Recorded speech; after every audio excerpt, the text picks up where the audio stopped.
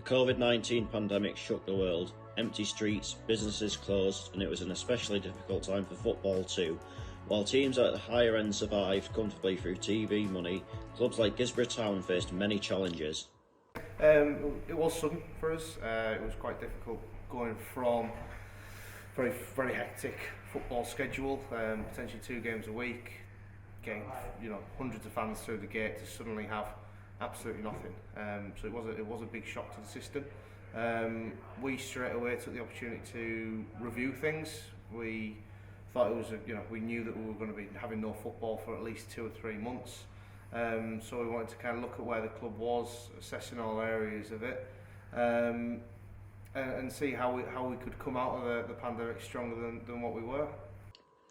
Tonight's opponents in the semi-final of the North Riding Senior Cup, Marske Uniyted, had similar issues. At that time, March 2020, I wasn't actually kitman, I was actually still going to games, and I remember us actually playing away to Runcorn, and I think the Northern League had already been cancelled or postponed at that point, and the MPL was probably one of the last, and it was a very, very bizarre situation to go there. We played, we won, and then I think on the Monday, the Tuesday, the announcement came that the league was then going to be postponed.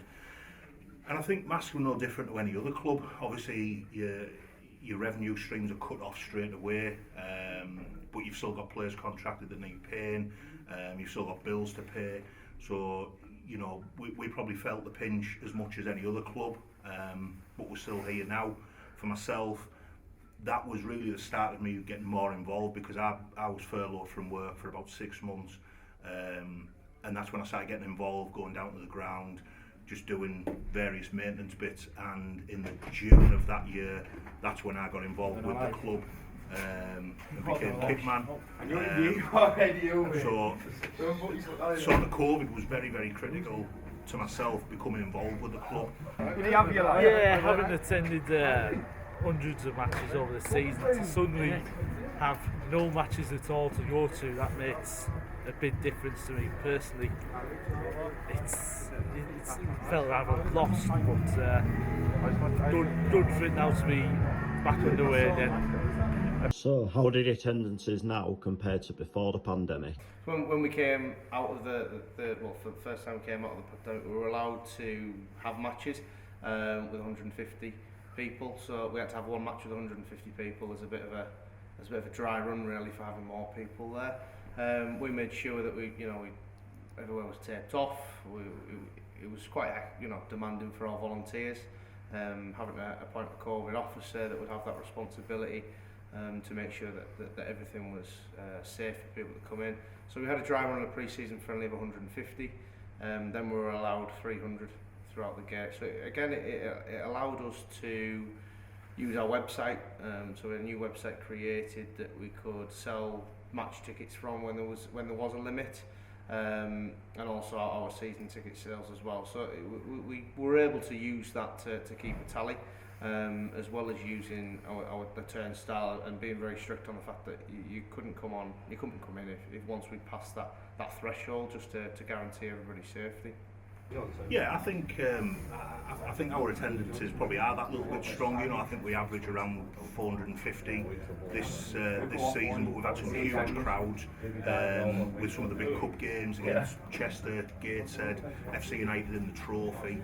And this season there's just a really, really good sort of feeling around the club. We've got a strong bunch of lads. And I think anything short of us gaining promotion, we'd be massively disappointed. They've invested heavily in the squad, and I think rightly so. People sort of expect promotion from us now. I'd say that our average crowd, I don't have it to hand, but it has gone up. I think during that time, after the first lockdown, people couldn't go and watch Premier League games, Football League games, so I think the best alternative for them was coming to watch non-league. It's £7, £4 for people to come in and watch Guisborough Town is, when it was the only option to watch football. So we actually saw our crowds nearer the 300 mark, so our crowds were significantly up. And then looking now, I think a lot of those people have continued to come to the club, which is seeing an increase in gates, more people, I think, supporting local businesses and supporting local clubs like ourselves, rather than putting it into chains, and potentially not going to Football League clubs as much. So we've actually seen an improvement on that.